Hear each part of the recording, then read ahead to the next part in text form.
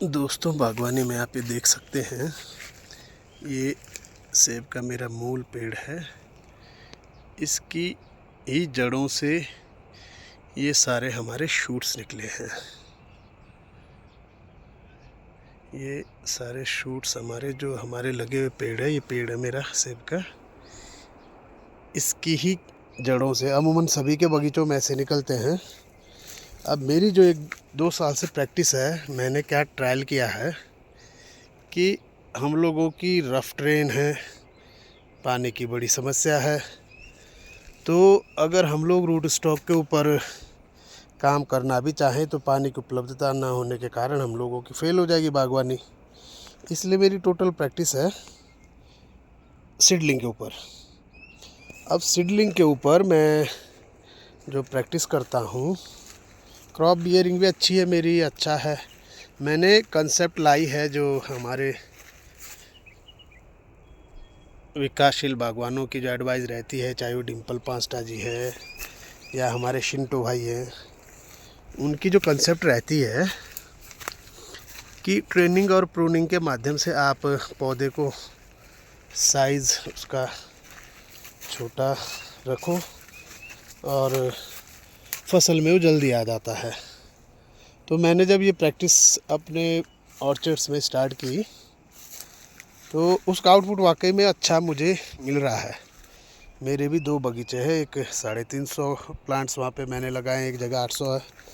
तो पेड़ मेरे 4-4 साल के हो गए हैं और लास्ट ईयर उनमें सैंपल आया था। इस बार थोड़ी सी ड्रॉट की वजह से फसल कम है, फिर भी उनमें है थोड़ी बहुत फसल है।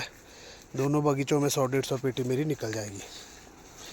अब वो जो नई कंसेप्ट है ट्रेनिंग और प्रूनिंग की, उसके हिसाब से जो मैंने प्रैक्टिस की, तो हम लोग सीडलिंग को भी नियंत्रित कर सकते हैं M111 की तरह, और हम लोग बना सकते हैं सीडलिंग को भी M109 की तरह।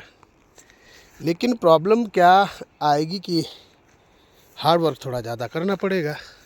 अब दूसरी तरफ जो ज़ीरो बजट फार्मिंग की कंसेप्ट है, चूँकि हम लोग इतने संपन्न लोग हैं नहीं, इतने संसाधन हमारे पास है नहीं कि हम 500-500 की पौध खरीदे, 600-600 की पौध खरीदे, ट्रायलिस लगाए, ड्रिप इरिगेशन का हम लोग सिस्टम इंस्टॉल करें, फिर पानी भी हमारे पास है नहीं। तो उसको मद्देनज़र रखते हुए मेरी जो कंसेप्ट है, मैं जो प्रैक्टिस करता हूँ ज़ीरो बजट फार्मिंग पे, कि कम से कम लागत लगाई जाए और ज़्यादा से ज़्यादा मुनाफा अर्जित किया जाए।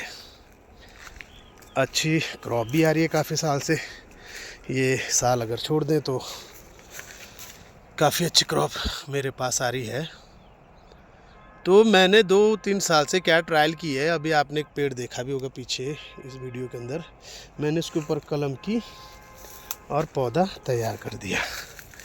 अभी जो सीडलिंग पाउल्टी का जो रेट है, तकरीबन स्टैंडर्ड अगर हम लेते हैं तो 50 रुपये से कम हमको मिलती नहीं है, 60 रुपये से कम। ये देखो, ये लास्ट ईयर की शूट है, इस पर मैंने कलम कर दी। 1-2 साल में बढ़िया बन जाएगा पौधा।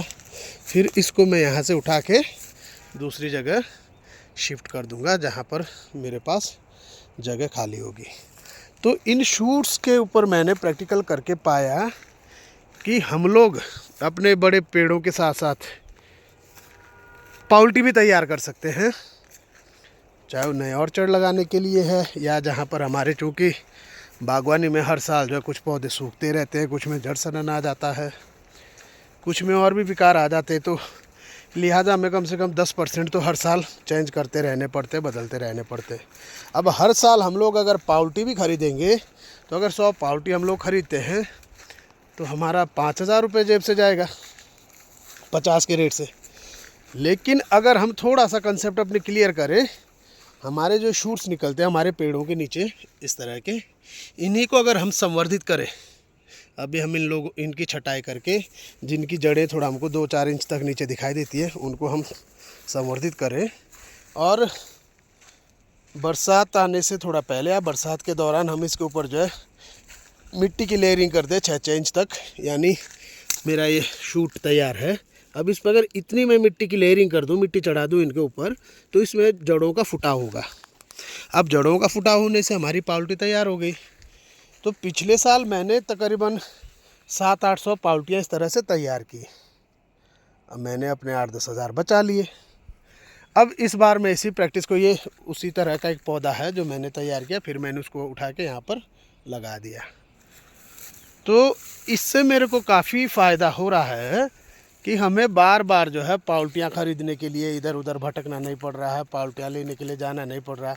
जब हमारे अपने ही बगीचों में इस प्रकार के शूट तो निकलते ही हैं हर साल, तो क्यों ना उनको प्रॉपर जो हम लोग, ये देखिए ये भी लास्ट ईयर का शूट था, उसके ऊपर मैंने कलम की। पिछली बार मैंने उसको उठा के यहाँ पर ये गाला के इसके ऊपर ग्राफ्ट कर दी।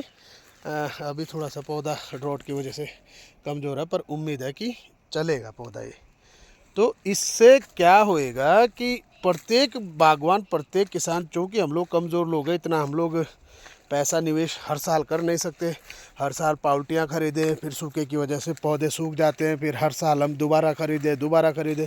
तो अपने खर्चे में कटौती लाने के लिए ये एक मैंने कंसेप्ट है, तो काफ़ी पुराना है, पर इम्प्लीमेंट कर रहा हूँ मैं इसको 2-3 साल से, और इसका आउटपुट मुझे काफ़ी अच्छा मिल रहा है।